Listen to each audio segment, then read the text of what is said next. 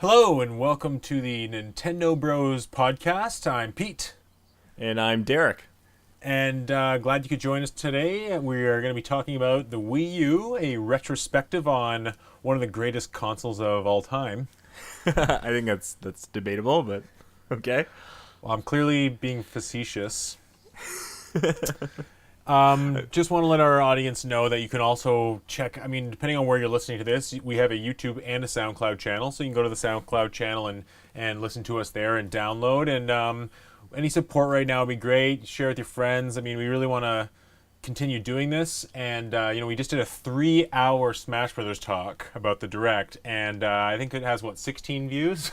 so, I think 15 of those are me. I know at least one's me, so I don't think we're doing too well. All right. Well, a big shout out to my friend Shy Guy XXL. He was a big supporter of it before, and he's back. And I hope he listens and hears the shout out because I think right now he's our only comment on the new channel. But anyways, glad you're with us. We think this is a good podcast, right? I hope so. Well, we both seem to be fairly knowledgeable. We're not kids. Yes, and we like Nintendo, so that's all that really matters, I guess. We both like Nintendo. We've been following them for a long time. We seem to be knowledgeable. And I've had every Nintendo system. Every console. Other than the Virtual Boy.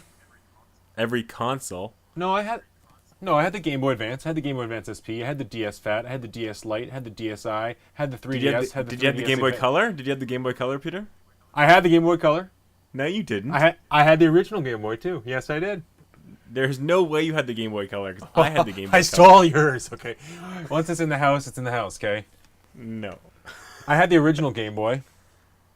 Okay, I believe that. Who I cares? guess. You know what? I really just, we're not talking about Wii U yet. I know, sorry listeners, but as far as handheld goes, I really didn't jump on the handheld bandwagon until about the DS. I had the Game Boy Advance, but man, it was dark. And the SP was good. the SP was good, other than didn't have some weird option, no headphone jack. I had no headphone jack. I don't know. It was cool. I just think that, we're getting beside the point here. The Game Boy Advance was a good system, but it felt a little too close to the Super Nintendo for me. It also, it's just the GameCube was out at the time, and I was really loving that. I was busy with GameCube and PS2, and just to replay a lot of Game Boy Advance games, or Super Nintendo games on Game Boy Advance just wasn't a thing. Yeah. Yes. So anyways, let's get on point here, okay? Let's get on point. Back to the Wii U. The Wii U, I want to talk about it because, I feel like it's one of those things where right now we're in this limbo stage where it hasn't quite aged to the point where we can think back on it for what it was. Mm-hmm. Where like the Dreamcast, for example, during the time that Sega first went third party, I think it was in 2000, 2001, people did not look at Dreamcast as fondly, I don't think, then, as now when we look back at it, we have all these fond memories of it. It had great online, it had the non-EA sports games. So, I think it's maybe a good time to start reflecting on the Wii U and maybe what it will mean, what it meant, what it meant for us gamers, and how it's going to go down in history. Yeah. So do you want to start by talking about maybe just your general experience with the Wii U, when you bought it, the hype cycle leading up, and a little bit of your experience over the years? Just kind of summarize. Yeah, so I'm a bit younger than you, so I fully got into I was always big on the handhelds for Nintendo, but my first Nintendo console that was actually mine was the Wii, which I got day one. Wanted to play Twilight Princess day one. So I was big into the Wii. The Wii U, for me, wasn't that interesting at launch, so I actually waited. It might have been over a year, maybe 14 months. I think it was the following Christmas. I remember that you got the Wind Waker Zelda, or the Wind Waker Wii U. Yeah, I got the Wind Waker edition because I had never played Wind Waker because I never had a GameCube. So I said, that's a good chance for me to jump in, get a game that people love I never played before. So I got it about, I think it was 14 months or a year or so after launch, and I got that as well as Pikmin 3. And I liked it. It was good, and there were not that many games. It picked up a little bit, and all the games that I did get were amazing. And we'll probably talk about games a little bit later. But I liked the system, but I didn't love it as much as I loved the Wii when I had the Wii, or as much as I love the Switch now. So I'm There was a lot of hits for the Wii U, but there was a lot of misses for me as well. Yeah, I mean, it's interesting that you got it a year later because in a way, it kind of means that you were always playing catch up with the releases. So Yeah. you never were that far behind. But it's also interesting because a year into it, the writing was kind of on the wall. I don't think anyone was going to turn that ship around. You know? Yeah, it was never going to be a big system. Yeah, I mean, so my experience with Wii U was that I am, you know, even going back to the N64, there was a time where I would always it seemed to be where I would buy a Nintendo console, I'd be really excited about it for the first few years, and they seemed to kind of drop support near the end. I mean, the N64 kind of dropped support, and around that time I started hyping the Dolphin, which turned into the GameCube, and then the GameCube, which was great for the first 3 years, really dropped support near the end, and then we get all excited for the Wii, and it was the same cycle again. The Wii really had terrible support by the end. I think 2010 had a banger year, and then we spent a long time looking forward to Skyward Sword, which is disappointing. Yeah. Xenoblade Chronicles Xenoblade Chronicles, the first one came out later, so there was a few releases in 2011 and 2012, but not many. So by the time the Wii U came out, I was ready. I was ready for a change. I was ready for Nintendo to enter the HD era. So I was really excited. Mm-hmm. And I remember being very excited before it was announced, before E3 2011. I was very excited. And I don't really remember how I felt that first day they showed it. I think I was quite disappointed that it was a follow-up to the Wii without being a Wii HD or a Wii 2 or something that really was impactful. So I knew from the beginning something was off about it, but I always hoped they would turn the ship around.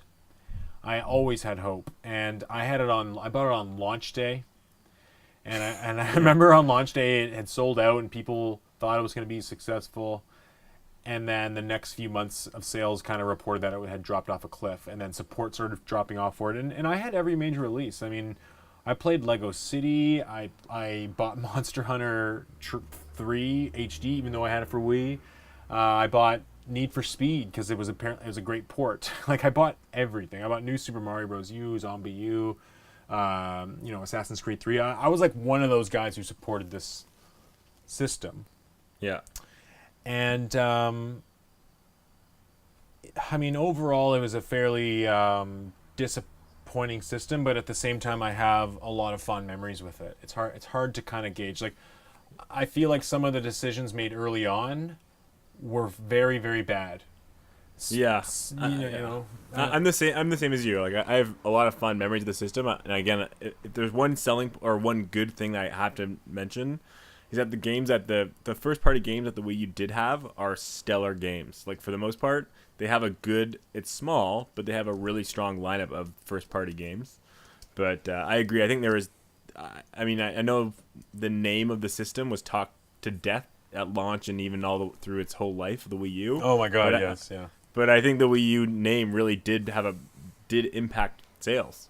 Oh, I think the name was the single worst part about the system. Yeah. Well, yeah. And it's funny. I believe he worked for Nintendo of America. He went on a podcast and he even admitted that. He said, "Yeah, the name probably hurt the sales. Nintendo fired him." Do you remember hearing about that? No. Oh, you can look it up. It's funny, but I mean, the guy shouldn't have said that. But it's kind of true, right? The name was terrible because it was confusing, and I remember the biggest problem with the system is that most people didn't even know that it was a new system. Yeah, exactly. I had friends. I'm trying to think of what year it was. Maybe like 2 years ago. I had some friends that literally thought the Wii U was an add-on to the Wii, and I know people have talked about that too. But like, I had friends that literally who had the Wii. Were like, oh, you have the add-on because they saw me like the Wii U tablet in my house. Yeah, and they had no idea it was a brand new system with brand new games, all that kind of stuff. I mean, I'd wager that even today people don't know what the Wii U is. Totally. And I think a lot of people probably see Nintendo Switch and go, oh, I haven't had a Nintendo system since the Wii. What have they done since then? Oh, some 3DS. Yeah, I'm betting there's more. I'm betting there's more Wiis plugged in right now, and people that use them on weekly basis than Wii U's. I think the Wii probably sells better than the Wii U. today. I have a tons of friends that still have their Wii plugged in and play Just Dance. Like that's like the game they play. Oh, they're still making Just Dance game. I believe they still do make Just Dance games for The Wii. For the Wii, yeah. Yeah. So, I mean, I guess, I was crazy. I was hoping that after people were predicting that the Nintendo would drop the gamepad throughout the Wii U's life. Well, yeah. That was another thing people say was a terrible decision, was just the gamepad and the design. That was the thing I wanted to note about what I liked the least about the Wii U, or a bad memory I had, is the gamepad. I know some people liked it playing in their bed or whatever. I thought it felt cheap. It felt light and plasticky. I thought it was bulky and ugly. I despised everything about the gamepad personally, so that to me was the worst thing of the Wii U. Okay, well, we're not supposed to talk about our disappointments till we get to that point where, so you way to spoil it. We're kind of in a broad conversation. I know. Right now. I'm just trying to talk through. Yeah, I agree. I don't hate the gamepad as much as you, but I didn't really see the novelty in it. I sometimes played in bed, and there were a few things like playing Call of Duty with one person on the gamepad, one on the TV. There were a few neat features, but overall very underutilized. And some things that seemed obvious, like Pokemon Snap, never came. Yeah, Pokemon Snap, that would have been cool. But I will say there were certain things like Mario Maker that came from the Wii U that would not have been possible I don't think would have been the same on a Wii. So there was something there that I think led to the evolution towards the Switch. But I don't hate the gamepad. I just don't think it was well designed, and I don't think for it to drive the price up of the system really hurt, I think. So, but back to what I was saying, I mean, I think a lot of the Wii U's worst decisions were made before it came out. Like the choice of the name, the style of commercials, the launch lineup, the hardware itself. Even the lineup for the first year wasn't strong. But it seemed like after that first year, when they finally got the kick in the face, they realized, okay, we've got to start doing something. And a lot of the decisions they made during the Wii U era led to, I feel like, what modern Nintendo is today. But let me give you some examples. One is, updating their series. I mean, if you look at Mario Kart 8 was fantastic. It's beautiful. Has really functional online. Splatoon, Nintendo entering the online shooter space. Nintendo getting close with certain developers like Tecmo Koei, Ubisoft, Platinum Games. Nintendo kind of taking Bayonetta under their wing and saying, "No, we're gonna appeal to the hardcore gamer." And I think overall with the Wii U, it was a time when Nintendo basically changed directions and kind of said, "Okay, well, the casual market is fickle, and they're not going to follow us anywhere we go, so we can't double down on the fickle casual audience anymore." You know what I mean? I mean, even if look at the sales of the Wii Sports and then look at Wii Sports on Wii U, and it cratered. Yeah, absolutely cratered. Wii Fit U cratered. So I don't know. I was with it till the end, and there is also another element of me where Nintendo, I feel like they did everything they could with it, and it's like they polished a turd. They really didn't abandon it. They really didn't abandon the system. Well, I think probably after the, I don't know, second or third year, and when it wasn't turning around, that's when they started putting on panic mode and said, okay, we got to figure out this next system and make sure it works and sells well.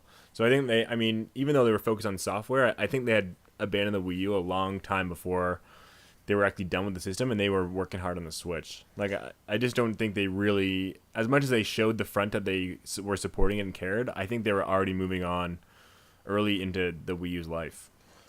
Well, it was clear to me early on that the 3DS was more the focus as far as software output goes. Yeah. But they did enough for Wii U to keep it going. I mean, there was a steady release list. There was a steady list of released games for the system, considering it was basically one publisher supporting it. Yeah. And if you like, let's walk through the Wii U's years. And I have an uncanny ability to just know what came out every year for the system and what happened at E3. So basically, the E3, there was two E3s that the Wii was at. It was at E3 2011 and 2012. Both of them were considered poor showings. There was not very many interesting games at launch. New Super Mario Bros. U was good but not enough. Zombie U was okay but not enough. Nintendo Land was fun in some ways but not enough. How did you? I mean, I guess you kind of missed the launch, but any impressions of those games? I missed the launch, but one thing I want to note about the launch is I distinctly remember them showing a Zelda it's like, I don't know if it wasn't playable, but it was like a demo of what they could do graphically and for Zelda, and they had this really HD, like well made really demo HD. Well, I just mean it looked good. I just mean it's like it looked great, and everyone was excited for that game. And if you think about it, the only game they released was Breath of the Wild, the very end after it came out on the Switch at the same time, and it looked nothing like that. So I'm just saying it was kind of like hey, buy our system for this game that will never exist. It's like they... Well, okay, let me answer that. For one, it's the second time Nintendo's in a bait and switch on the Zelda. They did it back in the GameCube, and they showed off a really good-looking fight between Ganon and Link, and then I remember that. Yeah. Later on, it was cel-shaded. They eventually did do Twilight Princess, but arguably it didn't look anywhere near as good as that original tech demo. And this was just another tech demo. They basically said, this is what we've been able to do with the technology. We've created it in engine or something, like using the hardware. It's not pre-rendered. So it was more of a test.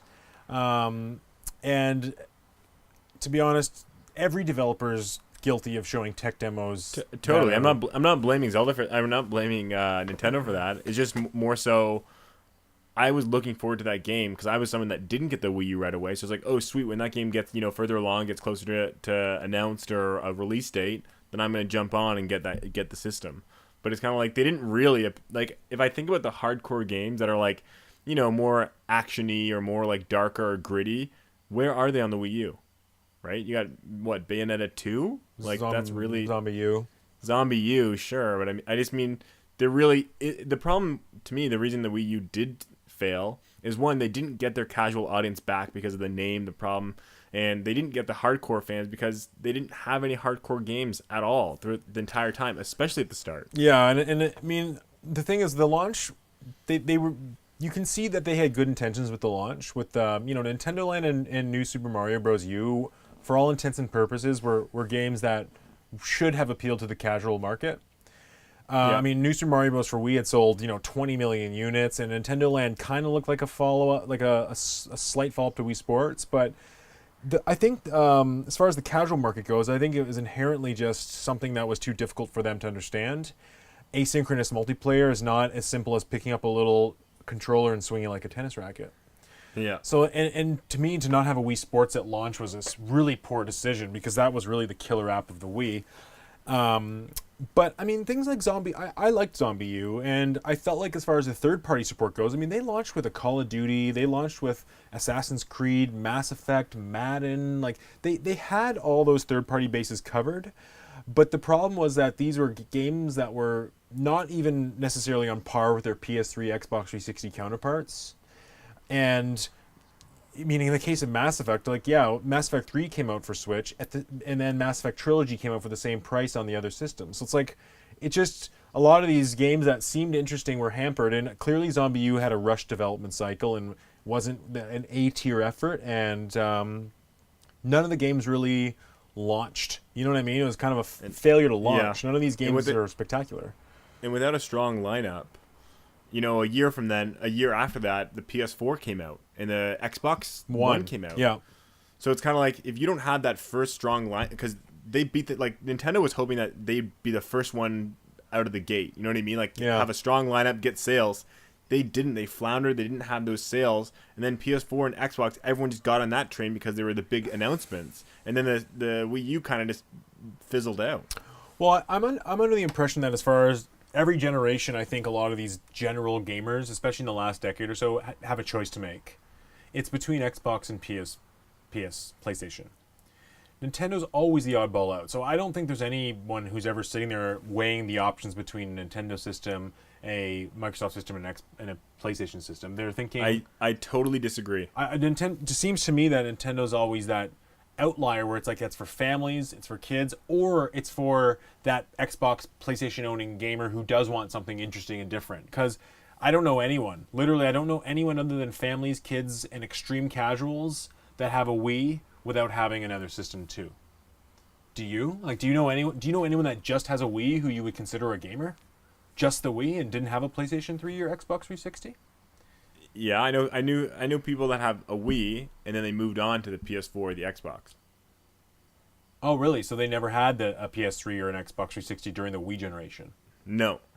Well, that to me, like, that's an oddity to me. But in all fairness, some of these people are my students, and they're younger, so they had the Wii as like their family system, and then when they reached 15 years old is when the PS4 came out. Well, that's what I'm saying. So then I wouldn't have called them hardcore gamers. They're for families, young audiences, and a you're secondary right. console. That's always been.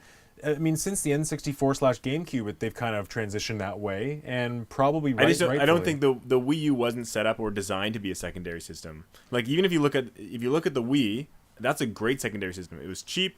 It was different. Had a little waggle. It was the casual gamer market. It had it. If you look at the Switch, also can be a great secondary system, right? It's handheld. It's portable. Does something that the other systems do not do. The Wii U is trying to bite into the same market as the PS4 and the Xbox, and I just don't think they can do that. No, they were trying to be a jack of all trades, and they ended up being a master of none. Exactly. Yeah, I agree. And with that said, it's also worth mentioning that, with the Wii U, Nintendo, that was their first kind of foray into HD gaming. Mm-hmm. And we saw Sony have some problems with their first-party studios with the PS3 in the early years. And it took time for Naughty Dog to get their engines up and running, and all these other studios like Sucker Punch and Guerrilla Studios. Like Killzone 2 took a long time to come out for PS3,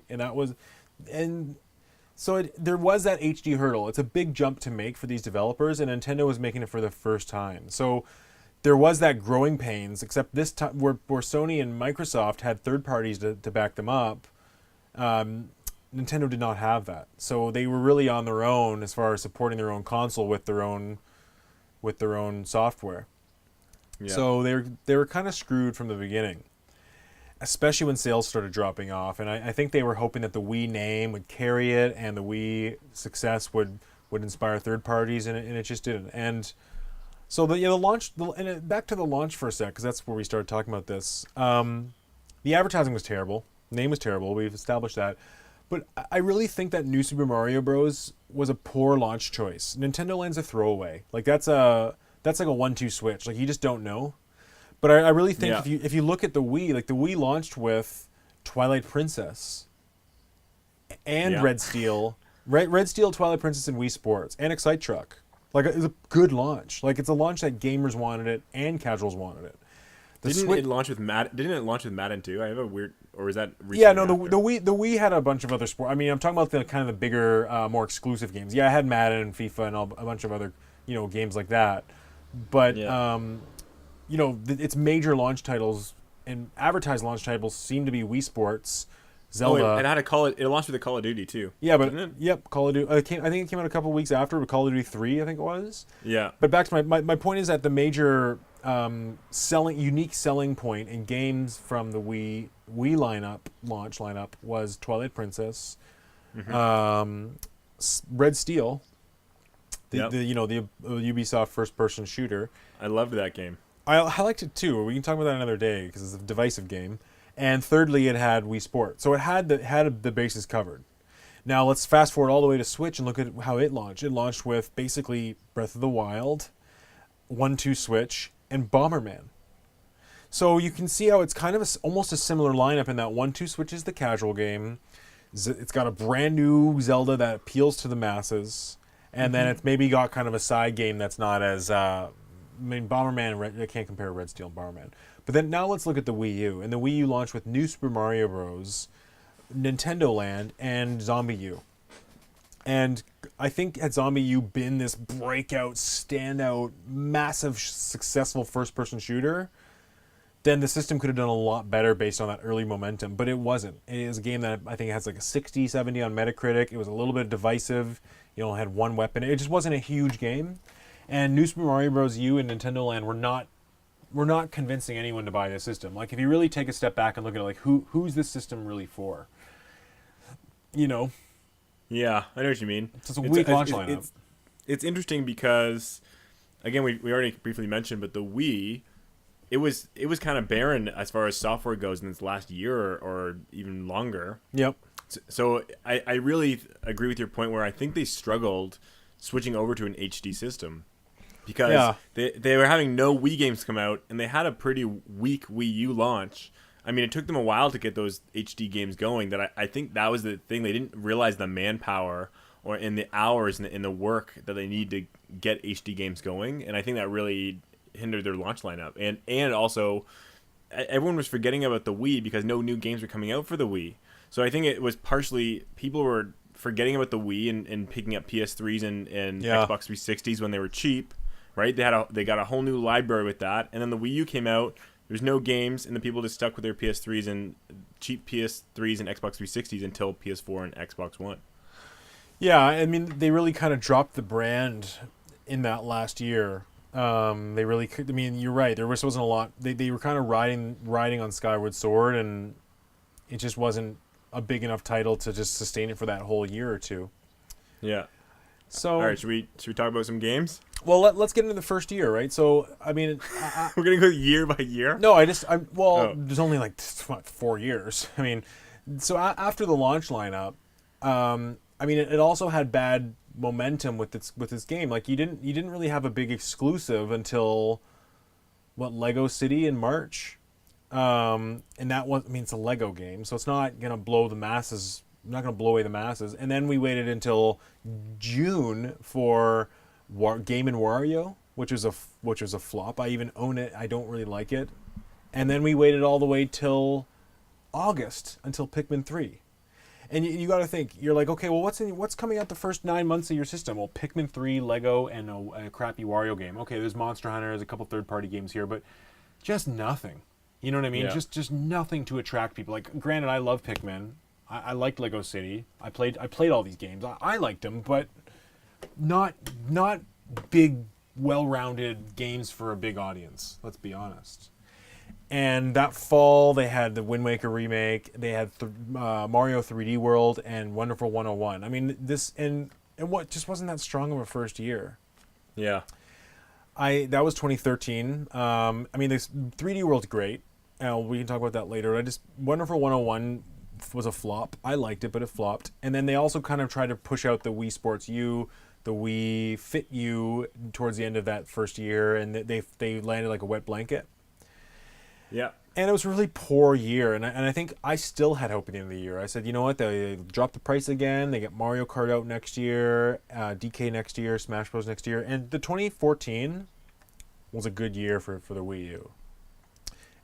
You know, relatively good. I mean, it had Mario Kart 8, it had Donkey Kong Tropical Freeze, it had Toad's Treasure Trackers, Bayonetta 2, Smash Bros. Like, it was a pretty strong year. The next year, 2015, was a little bit weaker, but still strong. You know, it had Mario Maker and Xenoblade Chronicles X, Yoshi, Kirby Rainbow Curse, and then 2016, it just really fell off. I think it only had Tokyo Mirage Sessions and I think that's it. Twilight Princess HD, I think. Twilight Princess HD. Yeah, not much. I think Pokken, that wasn't a big seller game, but Pokken came out in 2016. Pokken, and then Paper Mario Color Splash was the fall title. Not very strong. And you know, indie games were on the Wii U as well. So it wasn't not real. I mean, some, but I mean, I guess I think the Switch is a way better indie system. I mean, obviously, indies are getting bigger and bigger. But I mean, what big indie games were really on it? Like, you have Shovel Knight. Was that on Wii U? Yeah. Yep. You have SteamWorld Dig. You have Runbow, I guess. Like, I can't think of other indies that were huge on console. There wasn't a ton. I mean, there weren't enough people that had a Wii U, but there were a couple. I mean, I enjoyed SteamWorld Dig. I enjoyed Shovel Knight, and I played these games, so they did fill in the lineup somewhat. But it's not like it is now, where every day on the Switch there's like 10 indie games coming out. Yeah. But I guess we won't keep talking about the lineup of the Wii U. But I guess the point is that Nintendo seemed to acknowledge this, that they knew they needed a better lineup, especially for that first year. And if you look at the Switch, it had a very strong first year. And even though the second year in 2018, we'll talk about this in a future podcast, is not the strongest year, I think it's safe to say that third parties and indies have picked up the slack where Nintendo has taken the back seat this year. Yeah, I agree. Yeah, like I don't even really know. I mean, outside of Smash Bros. And Pokemon and Mario Party, like, I mean, and even if you can discount all those games because none of them are internally developed. So if you really think about it, I don't know what internally developed Nintendo game is even coming out this year. Yeah, I mean, as much as we can actually call Pokemon internally developed. Like, I know they're not. But Game Freak, HAL, and Sora and Namco developing all these other games. Like, really, if you look at core Nintendo, which is like EAD Tokyo, EAD Division 1, 2, 3, however they divide them, I always forget. But they've had nothing this year. Nothing. Not even in the first half, I guess. I stand to be corrected, but I'm pretty sure they have nothing. I mean, they published Octopath, and they ported a few games like Donkey Kong, which is retro, and they ported. I guess they haven't. I guess Hyrule Warriors, no. Yeah, I mean, you make a good point, but I mean, sometimes as big as Nintendo is, I don't know if they're, that big as far as first party HD software games. Like all their teams are probably working on stuff that's coming out next year or the year after. I would think, yeah. No, and I still hold out hope for something, a little Mario Kart DLC later this year from EAD, but we'll see. Yeah. Anyways, we're not talking about the Switch. They have released DLC though. They have, I guess, with Octoling expansion. Yeah. Back to the Wii U though. It just didn't have that momentum. So it's just clear as day. You can see that first year having a strong lineup really helped. But yeah. Let's talk about the classic controller, the Pro Controller on the Wii U. How'd you feel about that? I like the Pro Controller. I actually have 3 of them, and they had long battery life. If anything, they felt too light in my hands. I wish they felt a little heavier. Yep. But I liked it. Great for games. The moment I had it, I never played my gamepad ever again unless I was forced to, and that never really happened because I didn't buy those games. But yeah, I loved it, and I plan to use them all for the Smash Bros. On the Switch by getting a little dongle that lets me use the Wii U controllers. You can get that? Yep. Wow, I mean, I didn't mind the Pro Controller, but I had a couple problems. I didn't like how they had synchronized analog sticks. I like asynchronous analog sticks, like on the Xbox 360 and Switch. Yep. Much prefer that. And there was rumble in the Wii U Pro Controller, I believe, but it was very weak. Yeah. And there's no gyro. So games like, all of a sudden, games like Splatoon, you had to play with the Wii U gamepad. Yeah, exactly, yeah. I was actually someone who mostly played with the gamepad. Like, I actually, even when I was playing 3D World or Tropical Freeze, I would play on the gamepad just looking at the TV. I just got used to holding it, so I never had a problem with it, and I am so much happier with the Switch Pro Controller than I am the Wii U Pro Controller. I wasn't a huge fan of it. Can't believe you had 3 of them. I mean, that's crazy talk to me. Well, there were, if you bought Splatoon, you could get 2 for 50% off each. So it was wow. It was like if they were used, so there was like $25 or $20 for one of them. Yep. That's pretty damn good. Yeah. I mean, the Wii U had a lot of missed opportunities, I feel. I don't know if I mentioned this, no Pokemon Snap. Like, yeah, you mentioned that. No Pokemon Snap, no Animal Crossing. You know what? More than just a specific game, if they sold the system as having a gamepad and asymmetrical gameplay, I wish they doubled down on that, because we'll talk about some games later. But one of my favorite games was an asymmetrical game play. Which game? I like the Luigi Mansion Ghost. From, that was great. Yeah.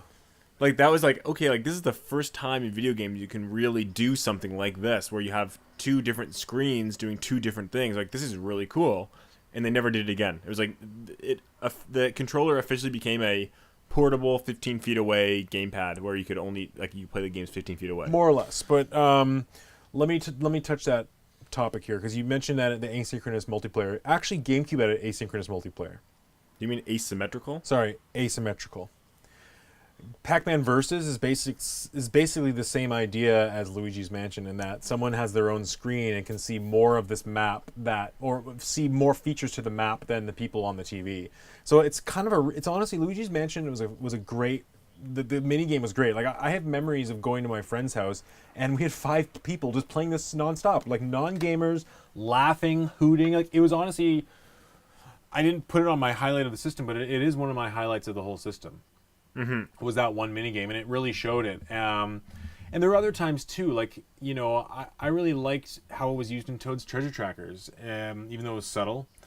I really liked how it was used in Xenoblade Chronicles X because it felt you had this kind of like a little Sheikah slate in your hands. Let's say like a digital pocket thing to kind of give you extra information on the world. I don't know if you played Xenoblade Chronicles X, but it felt like a really good use of it. Yeah, or even Zombie U is a good. Zombie U was a good use of it. So there were good uses of it, but it was few and far between. Yeah. And, it was really added insult to injury when games like Donkey Kong Tropical Freeze just turn the screen black. And games like Breath of the Wild don't do the same, I believe. And some of the attempts, like with something like Pikmin 3, like it was so much more enjoyable to play with the Wii remote that it almost made using the gamepad useless. And, Wonderful 101's gamepad use seemed like a mess to me. I mean, it's like they tried to be interesting and they failed. And then we had, certain things like the Wind Waker seemed like there were uses for it. Like the Wind Waker was a good example. I'm sure there are games. I specifically meant the asymmetrical part. Yes, I think there was a lot that could have been done with it, and I definitely had some ideas myself where someone could be on a gamepad playing something and someone could be in the main game. I actually had an idea for a game. Let me pitch this here. I actually had this idea way back when the Game Boy Advance connector was announced for GameCube. And it was a game that I had called Monkey Trouble. And basically the concept of the game was that the main player would play on the TV and run around, kind of like Banjo-Kazooie style, except he had a monkey in his backpack. And the person with the gamepad or Game Boy Advance, the separate screen, would basically be playing a rhythm game on their separate screen, like a rhythm game going to the music. That rhythm game would have other monkeys follow your monkey. So almost like a Pikmin style, right? You have like you're collecting monkeys from the stage, but then you'd have to communicate to let the person doing the rhythm with the monkey in the backpack, like banging a drum or something, change rhythms to have the monkeys do something else. So, for example, you could say, "Hey, like I want to fight now," and the person on the separate screen could hold a button down, and then the tempo would speed up, and they'd have a much more challenging mini game for the monkeys. Or let's say there's a boss character that kind of changed that rhythm, and while the character on the screen is dodging projectiles, the player on the separate screen is playing a whole separate rhythm game, trying to keep the chaos together and keep these monkeys organized. That's cool. Yeah, I mean, it's kind of a cool idea. It was never used. Yeah. I mean, you gotta find people that like rhythm games and adventure games and have have a friend. Yeah, I mean, the thing, it's a cool idea, but it's so incredibly niche. Where in games nowadays, for the development costs, you need to almost make them more open for all sorts of people. Yeah. You can't give people reasons not to want to play it. Exactly. Is that a siren in the background? I guess. Yeah. Sorry. Fire truck running by my house. Oh, geez. Apologize to the listeners here. So yeah, the Wii U gamepad is definitely not utilized very well. Yeah, so I mean, we haven't even talked about Star Fox Zero, but I think the use in that game is just... Okay, let's talk about games. Let's like get onto an actual topic.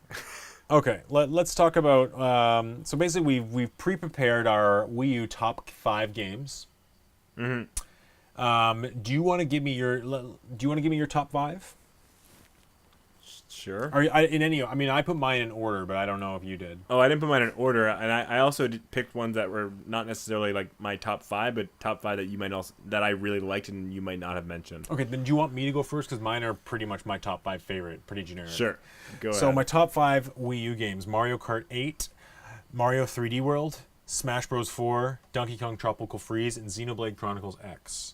Okay. Honorable mention, I loved Bayonetta, I loved Wonderful 101, I loved Mario Maker, I loved a lot of other games, but these games just take the peak. I think these games are going to age more gracefully. And as we've seen with Tropical Freeze and Mario Kart 8, they have aged very gracefully.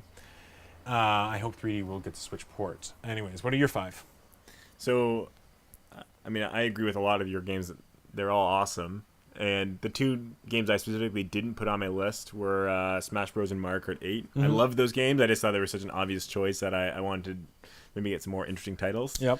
So I said Super Mario Maker for 1, because I just liked designing it. I thought it was a well-made game with online. It was fun to play other people's levels. Fantastic. I hope they make it on the Switch and do more with it and make better online, the infrastructure better for the online and seeing other people's levels and sifting through them. Yep.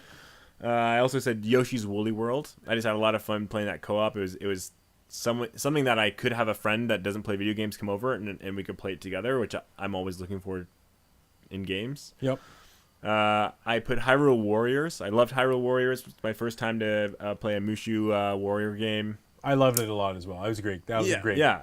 And I love Zelda, so I mean, no problem there. It's a great way to kill time, and yeah, it was fun.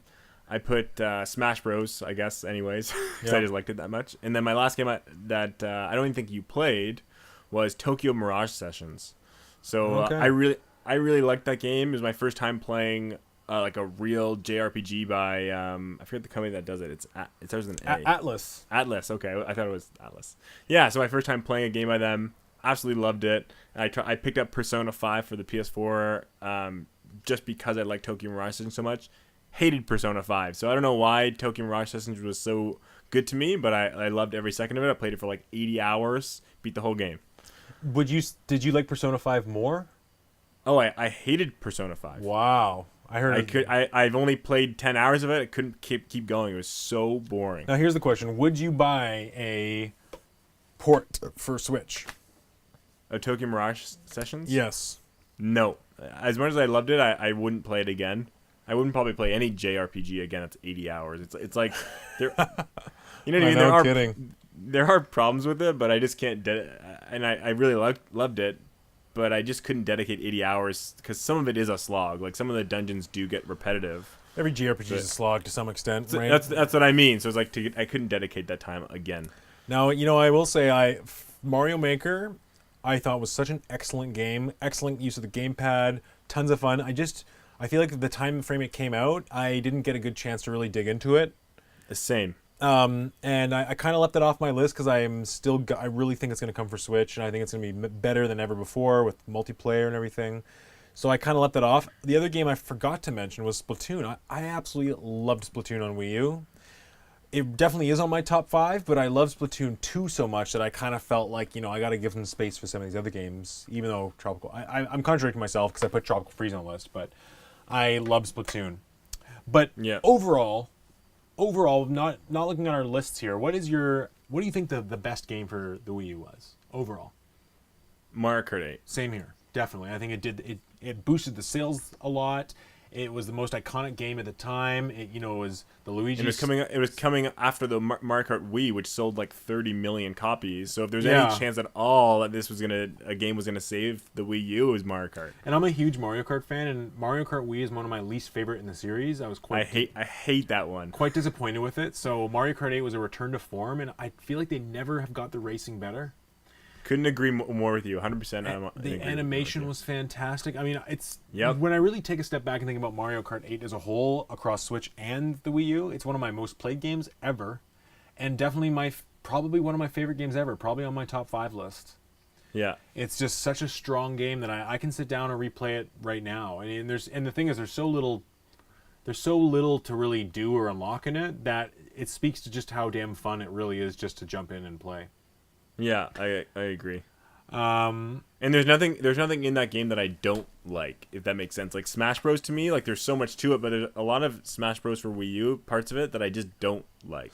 You know what I mean, like I know I could avoid Smash Tour or Smash Run or whatever it is on the Wii U, but Mario Kart 8, there's nothing in that game that I don't like. It's like I loved all the modes, all the courses, it's like the weapon balance too. And you know, I think the thing with Smash 4 is you're coming for the series that has been so polished and had so many features that you're having the most featureless version, and it's split across 3DS and Wii U, which was awkward. And it's where Mario Kart is like the peak of its franchise with the most amount of the most amount of racetracks, the most amount of racers, the best graphics, best online.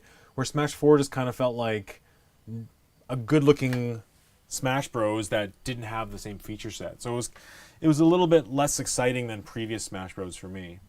Yeah, I agree. How did you feel about Xenoblade Chronicles X? I find it interesting you loved Tokyo Mirage Sessions but didn't get into that one.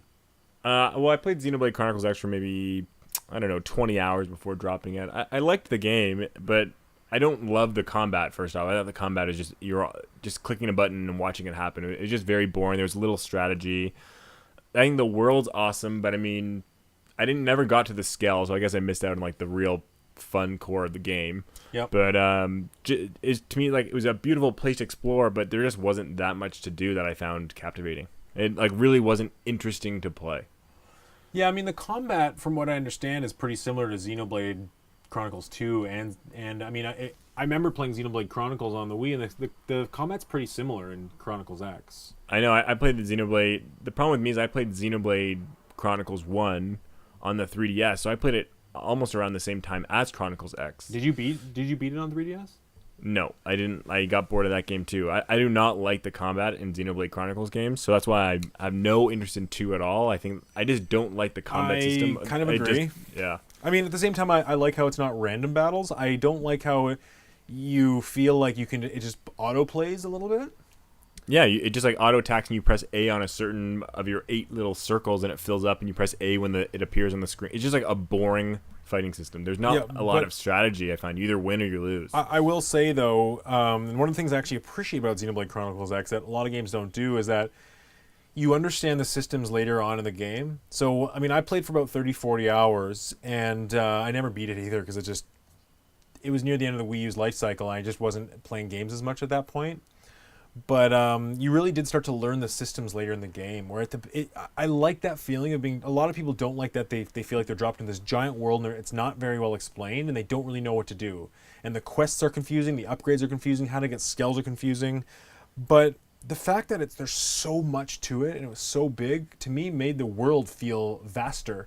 And to understand some of those gameplay mechanics and systems like 20 hours in was so rewarding. So I mean, at the beginning, I feel like, wow, this combat's not very strong. But later on, when you start to understand, having height difference and being able to flip enemies and using your strong attacks once they're flipped over, and starting to really learn the nuances of that fighting system, I really started to like it a lot more.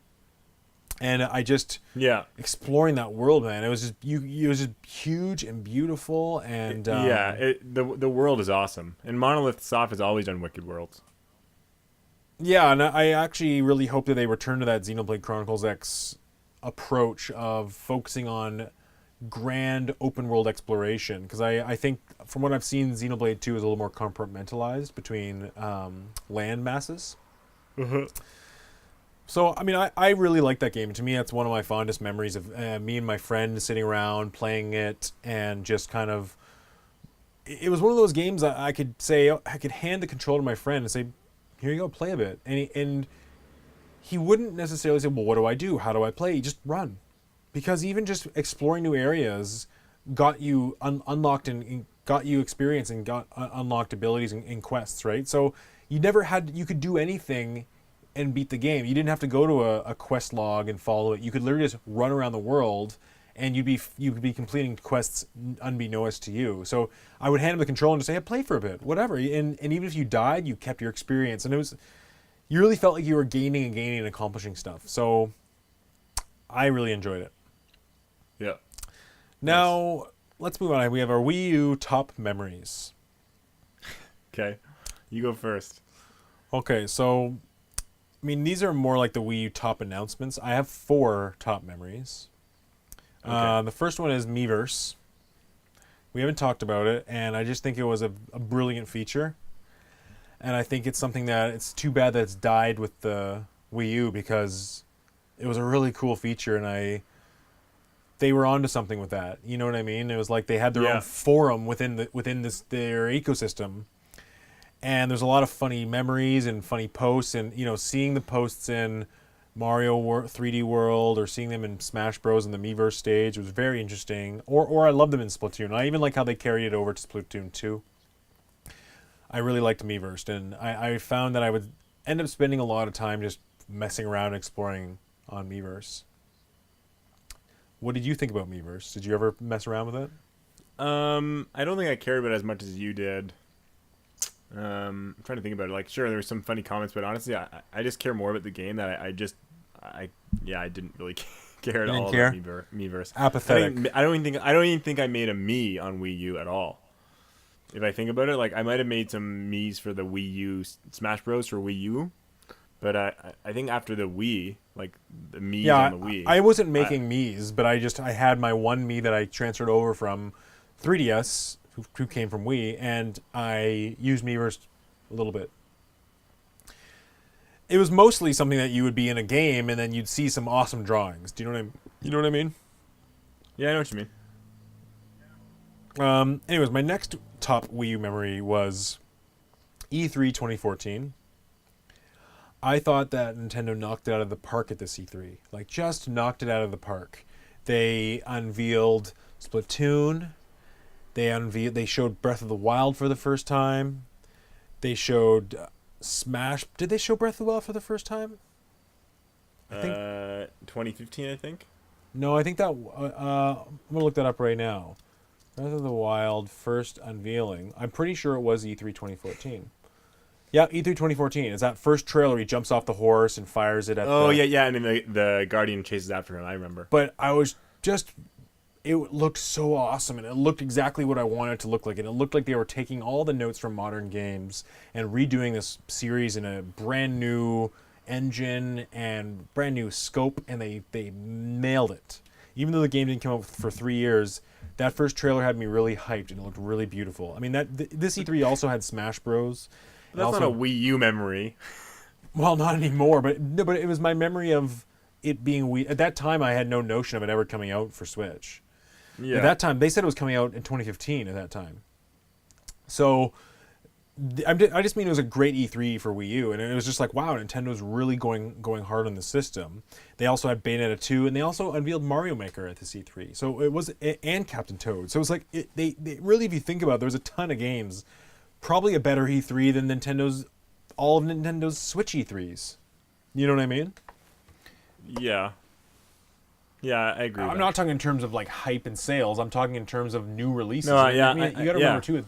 No, I agree. At that time, I agree on that. Splatoon was really impressive. I thought Splatoon looked great. A lot of people were iffy about it. They thought it looked weird. They weren't sure, but I thought it looked fantastic. And look, it went on to sell millions and millions. So, Yeah. my other top memory with the Wii U was playing Metroid Zero Mission.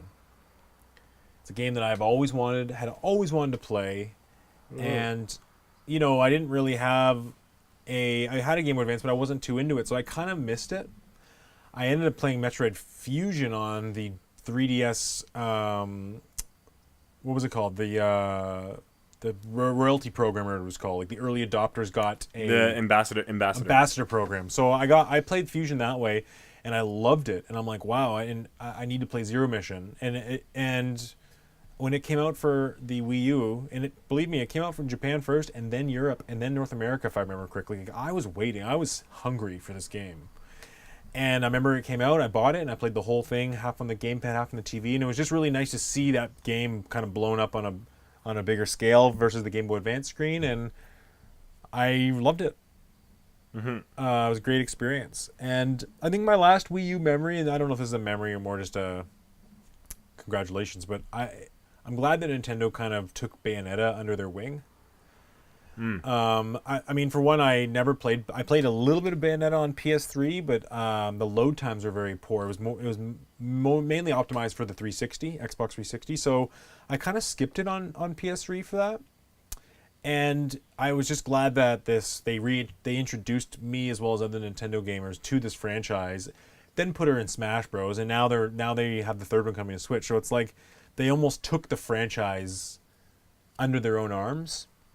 Mm-hmm. And I think that's really cool, and I really feel like she fits in the Nintendo universe. I absolutely hate the storylines of these games. I think they're stupid, and they're so over the top, and the characters are too zany, but I always skip them. I mean, after the first time I watched, I skipped it, but I really like the gameplay, and I really like how crazy it gets, and just that character of kind of a silly witch type of character that looks more like a human really seems to fit well with Nintendo's catalog. Like, she fits in Smash Bros. Really well. So those are my kind of top Wii U memories that probably years from now I'll look back on really fondly of those four things. Okay. What are your top Wii U memories? So mine are also a lot of games, but I would say one is Pikmin 3. Even though it wasn't in my top 5, I that was probably the reason that I decided to get the Wii U when I did. I loved Pikmin 1 and 2, and I had played them on the Wii, so I just had enjoyed them, and they were fresh in my memory from like a few years earlier. Yep. And so when it was officially came out, I said, okay, I'll get Pikmin 3 and I'll get Wind Waker, and that's my Wii U starting lineup. That would have been nice, yeah. Yeah, so it was a fun game, and I thought it was...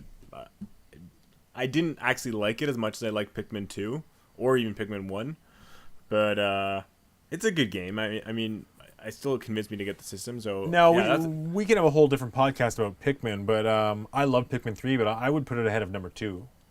Oh, 2 is my favorite. See, that's funny. So you go 2-1-3, I would go 3-1-2.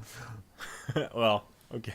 Difference of opinion. But one, I really like 1, and I think you remember watching me beat the first one on GameCube back in 2001.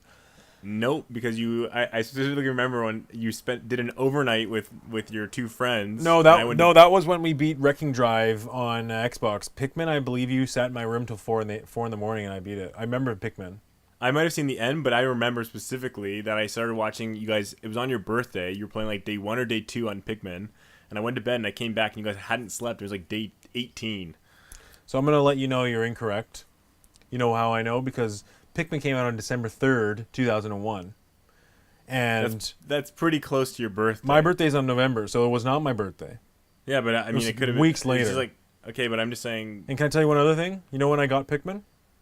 When? For Christmas.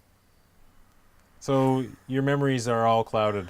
Okay, yeah, maybe they are. I don't remember what you were playing then. But okay. Anyways, I agree. Pikmin 3 was a great game on the Wii U, and to be honest, it's one of those games that's probably going to go down overshadowed throughout history because it didn't really get its time in the sun, you know?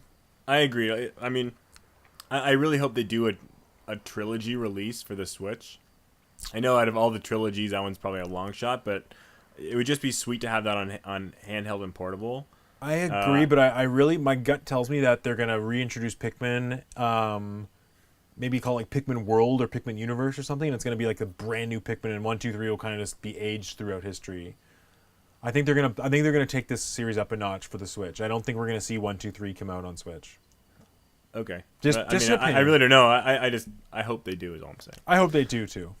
Okay, so as far as other memories, one of them I would say is when Mario Kart 8 DLC got announced. Oh, with Link? Just because, well, all the DLC, I just mean like adding new courses of a game that I already loved. I was like, this is awesome, and the price was insane for that. Oh, it was so cheap.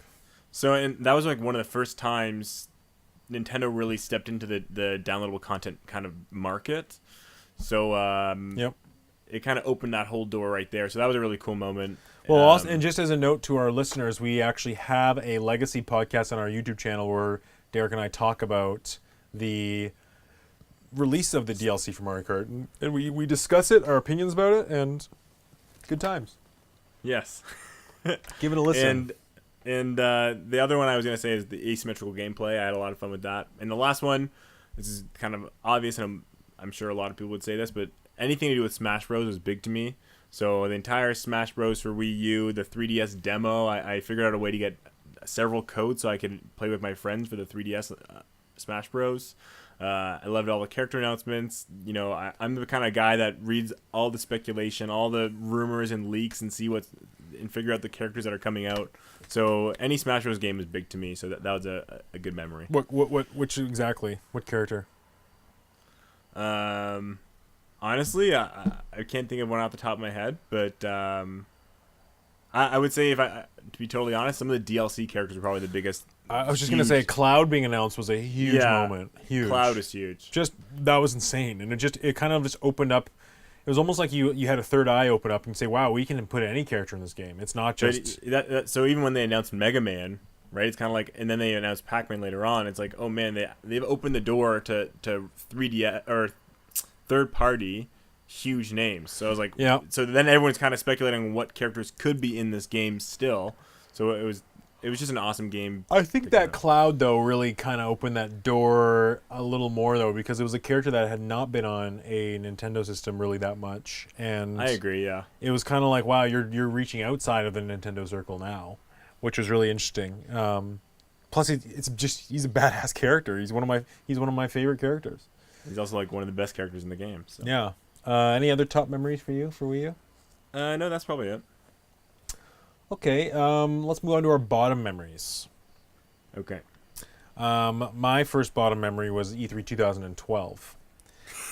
The first E3 after the Wii U had been announced, and here's the thing with that E3. It's funny because, you know, they showed 3D World, which ended up to be great. They showed Wonderful 101, which ended up great. I think they showed the trailer for Smash Bros. And Bayonetta 2. Like it was a good E3 if you think about it, but it was not what they needed at the time. And I think when they first showed off 3D World, there was a lot of disappointment about it because it wasn't that next evolution of Mario. It was a relatively safe sequel to 3D Land on 3DS. Mm-hmm. Then Retro. Where's Retro been for all these years? Oh, making another Donkey Kong. I mean, people really were upset about that. Even though Tropical Freeze ended up being such a great game, it just didn't have the ambition and scope you would hope from these top-tier developers. And I think a lot of people were hoping for a Metroid Prime. Absolutely. I'm still waiting on that, but at least it's announced. But, I mean, they just didn't really come out balls rolling. And I remember they had a demo at Best Buy that you could go to Best Buy and play their E3 games, and you better believe I went. During E3, and I went and they had a little kiosk set up. You could play Tropical Freeze, 3D World, Mario Kart 8, or you could play the Wind Waker. And I chose to play 3D World and Mario Kart. And, you know, Mario Kart was great, but it wasn't, we learned that Mario Kart wasn't coming out this year. You know what I mean? It was kind of like, the lineup's not that strong either. And it just kind of got more dire. I just remember the feeling after that E3 thing, wow, like Nintendo's not really going to turn this ship around. And, you know, even though I was still on board for 3D World, it's not what Odyssey was. It's not what 64 was. It's not what Galaxy was. It wasn't something that opened people's eyes and said, wow, Mario's back and better than ever. It was kind of like, oh yeah, another Mario. So it just felt very safe, and it's kind of disappointing. Okay, that's a good answer. Yeah, my next one is pretty obvious. The Wii bottom number is third-party support. Yeah. I mean, I remember I was so upset when Ubisoft delayed Rayman Legends to be put on Xbox 360 and PS3 at the same time. And they said the game was done. And developers even spoke, yeah, we finished this game over Christmas time to get out in February. And then Ubisoft said the sales of Wii U are so bad, we have to delay this. And it was fairly disappointing. Then we saw EA drop off and other developers drop off, and it was kind of a depressing time where, you know, it was like Nintendo was being left alone in the woods, and hairy woods at that. I had a few Ubisoft games, but yeah. I mean, I ended up buying, and then the Assassin's Creed 3 and 4. I mean, after that first year of support from Activision and Ubisoft, by the third year they didn't have it anymore.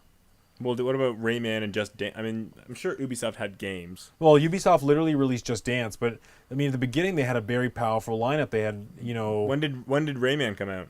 It came out like September 2013. So okay, and it came out on all. I still bought it. I still love Rayman Legends, and I think it was great on the Wii U. And something maybe we should have mentioned earlier about a great use of the gamepad. It's still the best version of it, the Rayman Legends. It's come out on so many systems.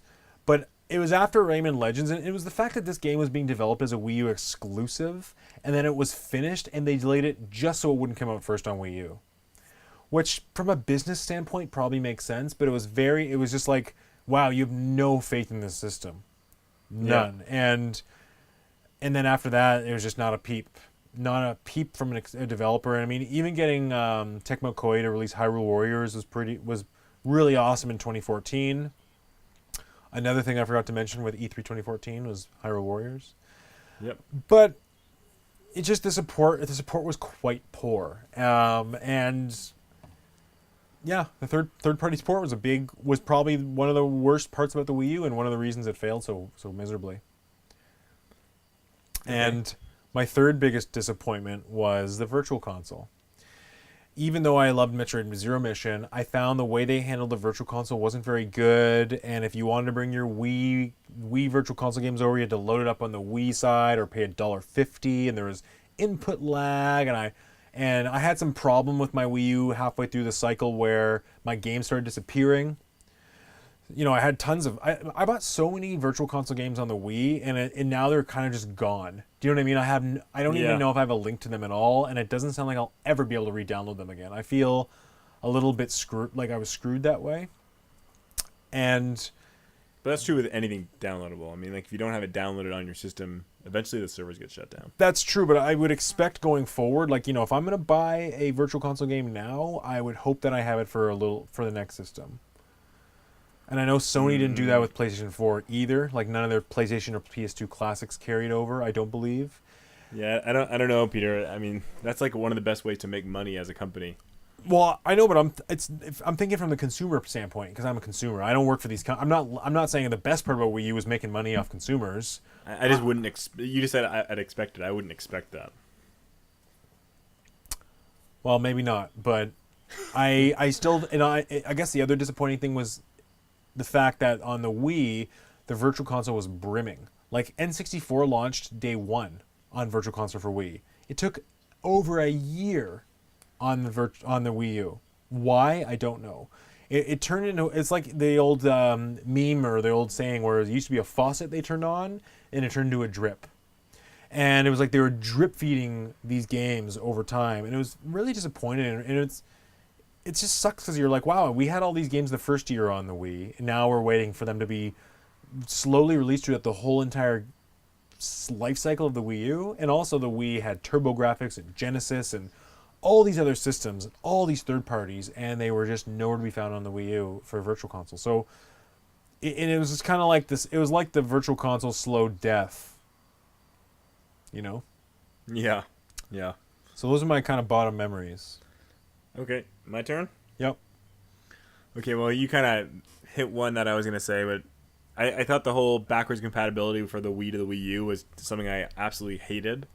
I think it was ridiculous that you had to go into, I mean, I guess it's just hardware limitation, but you had to like go into a Wii mode. So your system had to turn off, then turn back on, and then you could only use your Wii mode. It's just like, it was the most cumbersome way to do it. I don't know if they could have done it another way. It was so cumbersome that I never did it. And it's like I also had a whole bunch of Wii games and Wii Virtual Console games, but I never played them because it was just like I don't want to have to click on this button. Then I have to get my Wii mode. I have to grab this. Get a battery. It's the little things, right? It's the little things like that. Where it's like if you feel gross going to it, it's not on your nice collection anymore. It's like the separate stepchild. It wasn't clean. Exactly. It's like the bastard stepchild.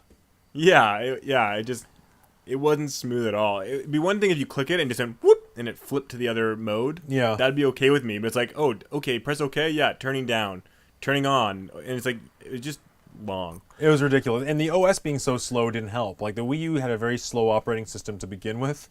So you had to wait for it to turn on, 25 seconds and then switch over to the Wii. I don't think including the Wii within the Wii U was a strong selling feature at all. Like I don't think many people used it. I don't think anyone bought it for that. The Wiis were selling for so cheap at that point. I just don't think it was most people already had a Wii plugged in. It was kind of like, So that was one. Yeah. The second one I've already mentioned, the handheld device. Again, I think they would have been way more successful if they didn't do that handheld device. They cut the cost. They made the cost of the system $100 cheaper, $150 cheaper, whatever it was, and made it just with the Pro controller. I think it would have been way better. And changed the name to the Nintendo U. Yeah, exactly. Anything like that. Yeah.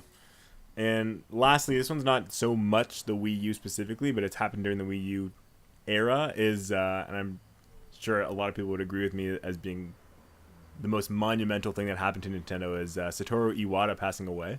Yeah, what was it? 2015, I think, right? 2015, and I believe it was right after E3, and he apologized to everyone saying, because he read all this bad stuff, basically, of people not liking the E3 2015, and he wrote an apology, and then a few weeks later he passed away, and it's really heartbreaking for him to realize that, he died realizing that his company was like in the red. The E3 was not liked. His system didn't do well, and he never got to see how well the Switch is doing. Oh, he's watching. I know. I just I just mean it's just heartbreaking to think that he was a legendary game designer. Yep. And the Wii U didn't go well. He helped design the Switch, and the Switch is doing awesome, but he never got to really see that happen. Yeah, and it was that hit hard when Iwata passed away, but I really think that his legacy lives on, and I really still feel that the Wii U is something that it had to happen. Yeah. I think it was not only a wake-up call for Nintendo that the casual market was not the way to go, which for people like us is a good thing, but it also led to their kind of uniting of the handheld and console, which now it seems fully united with the Switch. It seemed like they really came to grips with that, and I think they learned a hard lesson about marketing, about launch lineups, and it seems like so far the Switch has, for me, been the best Nintendo system since GameCube for me. I love the Switch. I love the Switch, and I mean right now, I really loved GameCube, but Switch has the ability to top it very soon. Yeah. And I really think that if they had not gone through the Wii U, or had the Wii U even been a moderate success, then they wouldn't have taken those lessons to heart. And things like Splatoon and letting their young developers try something new, and merging the motion controls with the touchscreen, with the separate touchscreen and the console and the handheld hybrid. Like, it seems like the Switch is the culmination of all the consoles before it. Yeah, I think the Wii U, if anything, was a weird. It was like in between. It was truly in between the Wii and the Switch. It was like they wanted to make the Switch, but they couldn't. So they kind of settled on this middle ground, and it didn't work. And then they realized that that they went the full way, which they did on the Switch. It did well. Yeah. So yeah, I mean, how do you think the Wii U will go down in history?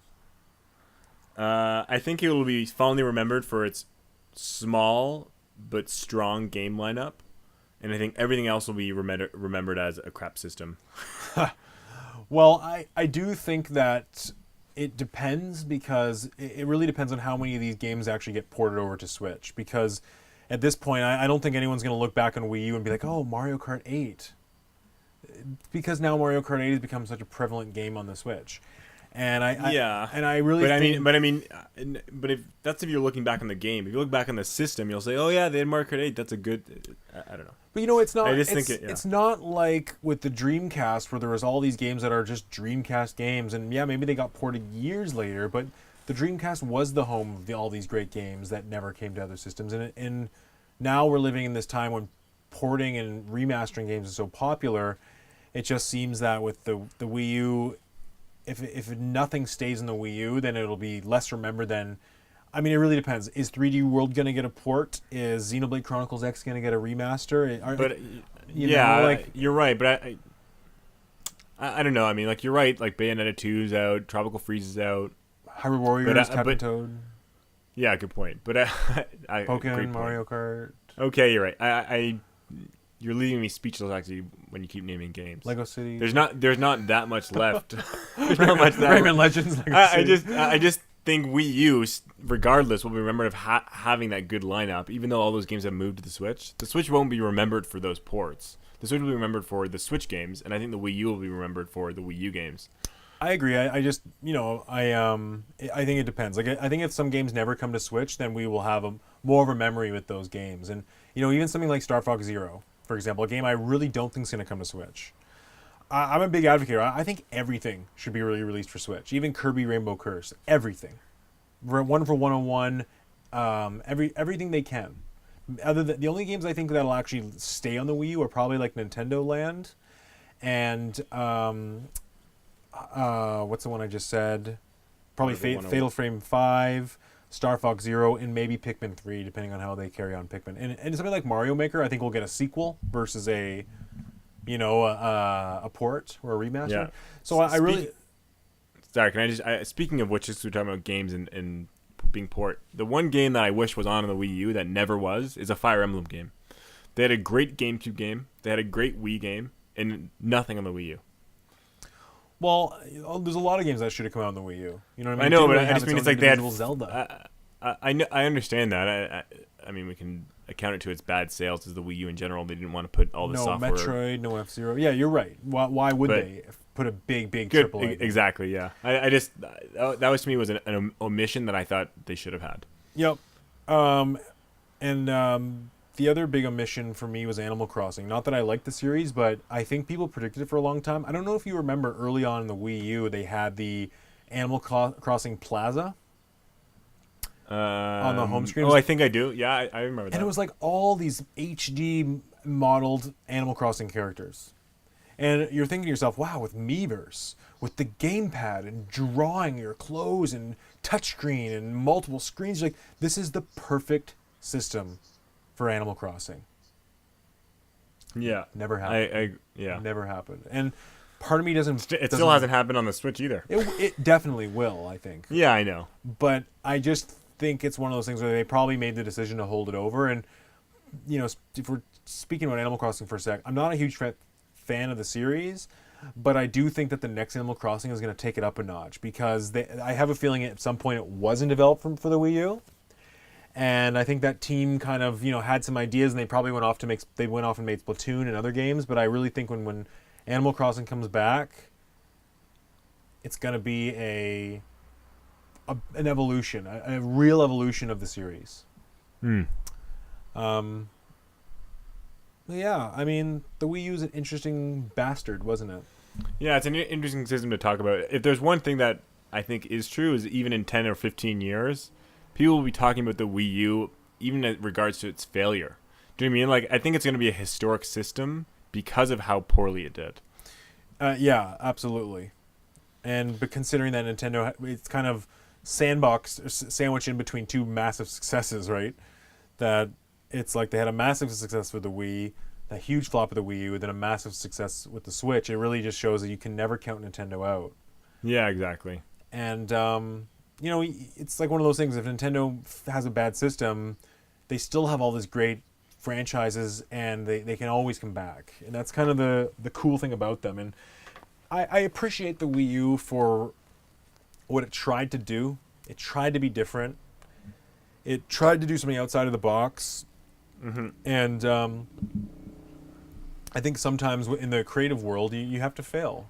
You have to, and as Mark Twain said, if you're going to fail spectacularly.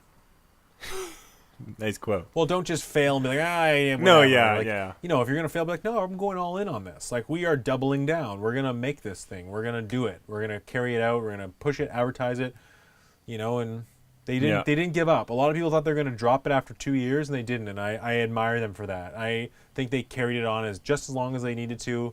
They did everything they could to fix the mistake, and it's like they acknowledged the mistake, and they basically did what they could to put a bandage on it. And as a longtime Nintendo fan, I appreciate the way they continue to support the system.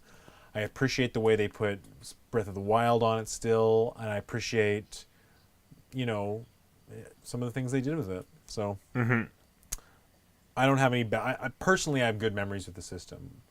I have good memories of the games I played, but I don't love the system. I have memories of games on the system that I love, Yes. but again, I don't love the system. I don't love the hardware. I just have fond memories of the ecosystem, let's say. Yeah, I agree.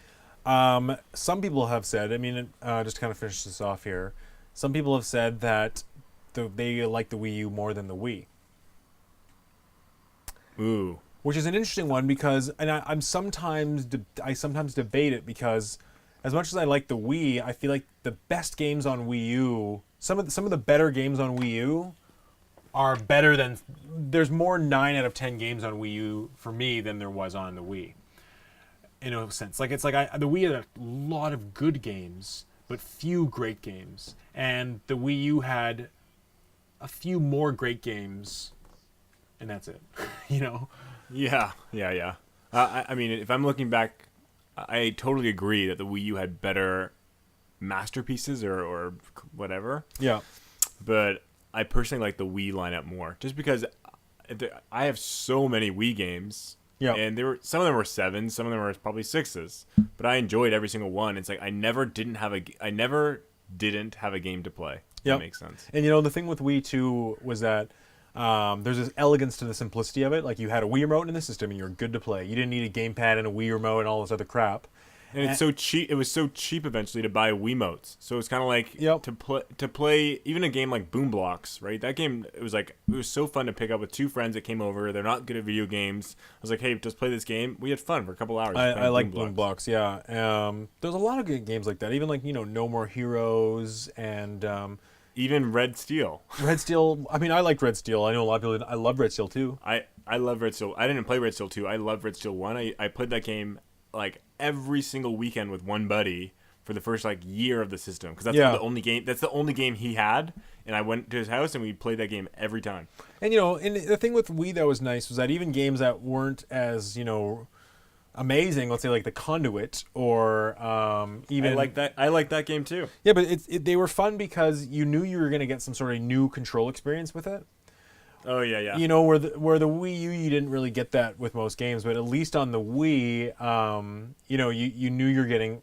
There was lots of unique experiences for this control. Yeah. So I think overall, the Wii was definitely better. I think the one element with the Wii that feels harder to reminisce on was the graphics, where you came to a certain point about 6 months into the Wii life cycle where you're like, wow, I'm basically never going to be impressed by these graphics. I can be impressed by what some games do with this hardware, like Mario Galaxy was really impressive. And even Sonic Colors looked great. But overall, I'm never really going to buy a Wii game and say, wow, this is beautiful. Where on the Wii U, legitimately, like games like Xenoblade Chronicles and Tropical Freeze and Mario Kart 8 were jaw droppers. So there's that excitement about it. Like, even on the Wii U, I was always, what will a Metroid look like, and what will an F-Zero look like? And I'm so excited for E3. Where the Wii, there came a point where I kind of just fizzled out a bit, and I said, no matter what you announce, I mean, E3 2010 was fantastic on the Wii. They, like GoldenEye and Metroid and all these things, but it still was always hampered. I was always hampered by the limitations of the hardware. Yeah. Last thing I want to talk about is Star Fox Zero. Did you play it? I played it once probably through, and then I never touched it again. And I still have Star Fox Guard in its wrapping. I have never played Star Fox Guard. Me neither. I think it's probably a neat thing to play, but I don't got. I'm gonna sell mine in 10 years. It's unopened. Yeah, I mean, I even thought about buying a Wii U just to not open and sell years down the line. Yeah. I think I told you. I don't think it's going to appreciate enough. I looked up brand new Dreamcasts, and they're not worth enough for me to hold on to it. Yeah. I mean, my Wii U is broken. Like, I don't have one anymore. Yeah, your gamepad broke. Yeah, it sucks. Like, I bought a Wii U. I transferred my Wii to my Wii U, and then I sold my Wii because I didn't need it anymore. And then my Wii U broke, and then I gave it to somebody, and I don't have a Wii or a Wii U anymore. So I'm all Switch. I'm switching over. Yes. Good one. Well, yeah, interesting Wii U talk. Yeah, good talk. It was interesting. So for our readers out there, or sorry, not readers, listeners, what do you think about the Wii U? I mean, we've talked about our top 5 Wii U games. We have our top 3 Wii U memories and our bottom 3 Wii U memories, and we'd love to hear yours. I'm sure we've missed something. I'm sure there's some game that both Derek and I did not play. I can't think of what it is because I can only think of so many games on the Wii U. But Yeah. I mean, I feel like I mostly played every major release for the system. But I would definitely be interested to know what our listeners think about the Wii U. And yeah, it's a good, interesting time, right? Yep. Agreed. All right. Well, I think that wraps us up this evening. We will be back to talk about all things Nintendo. If you like the channel and the podcast, please, subscribe, like, comment, share with a friend. We hope you're listening to it. And you know what? If you're driving in your car, I love to drive in my car and listen to podcasts. If you're driving in your car right now, listening to this, I'm right there with you. In the trunk. I'm in the trunk. All right. Well, anything else, Derek? Any final comments or thoughts? No. I'd rate the Wii U a 7 out of 10. That's my final. Wow, comment. that's high. I think the lineup carried it to a 7. I don't even know how to begin giving consoles a rating scale. You know what I mean? It's so within context of that console, right? Yeah. But certainly, I think in history, I don't think anyone's going to put Wii U at the top of their. I think it's going to be pretty low on the lists. I mean, I think for sure NES, SNES, N64, GameCube, Wii, and Switch are going to be above it. Yeah. Definitely the worst console Nintendo's ever released. I mean, if you count Virtual Boy, I don't know. But anyways, I think that's it. This is Cool. Peter signing off. And this is Derek. See you later.